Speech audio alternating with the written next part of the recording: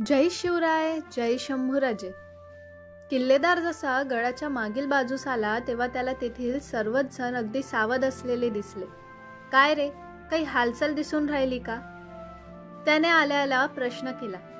भैजी, आता तुम्हाकडे निघालो होतो, कुणीतरी दबा धरून येऊन राहिले। असं, येऊ द्या, त्यांना बी आपण पाणी पाजू।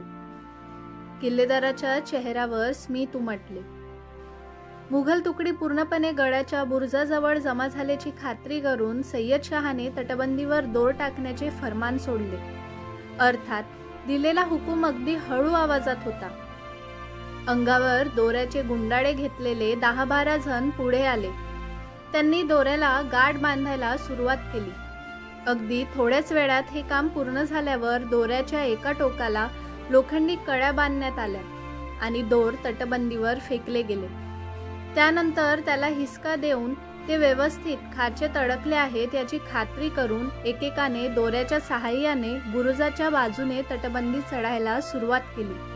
किल्लेदारासह तेथील पहारे कधी दबा धरून बसलेलेच होते, तसे मशालींचा मिनमिनता उजेड त्यांना तटबंदीच्या आतल्या बाजूला काय चालू आहे हे दिसण्यासाठी पुरेसा होता।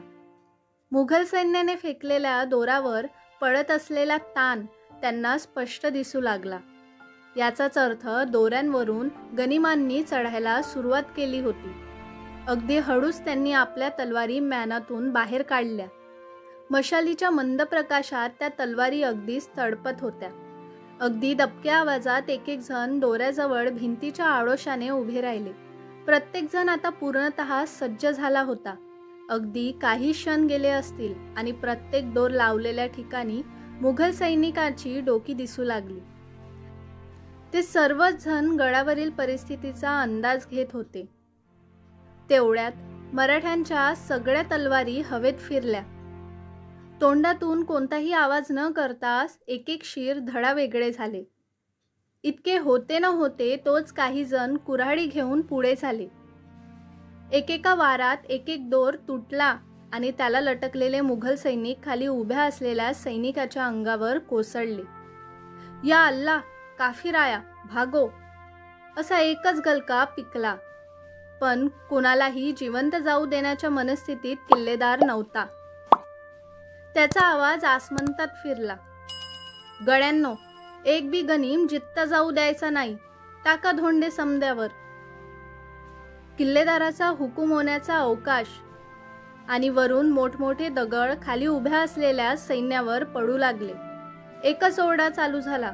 वरून हर हर महादेव, जय शिवाजी, जय शंभूराजे अशा असंख्य घोषणांनी आसमान दणाणले। मुघल सैन्याने पळून जाण्याचा पूर्ण प्रयत्न केला, पण रात्रीच्या अंधारात त्यांना ते शक्य झाले नाही। कित्येक जण फक्त तोल गेल्यामुळे दरीत कोसळले। कित्येकांनी स्वतःला वाचवण्यासाठी आपल्या समोर असलेल्या आपल्या शिपायास धक्का देऊन दरीत पाडले।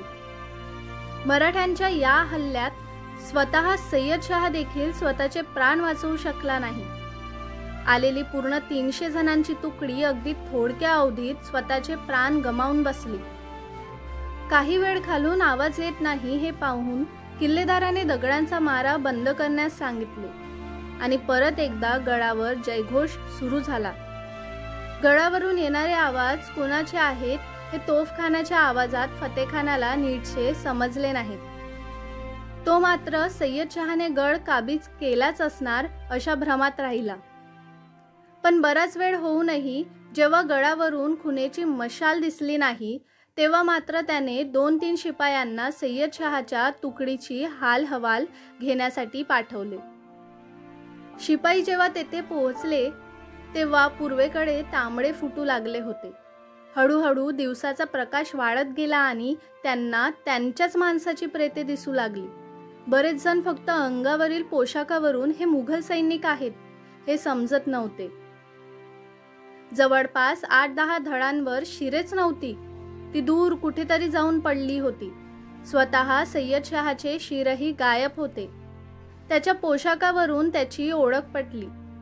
आपण मराठ्यांच्या नजरेस पडलो तर आपल्याला देखील परत जाणे शक्य होणार नाही हा विचार करून तिघेही मुघल सैनिक आल्या पावली परत फिरले।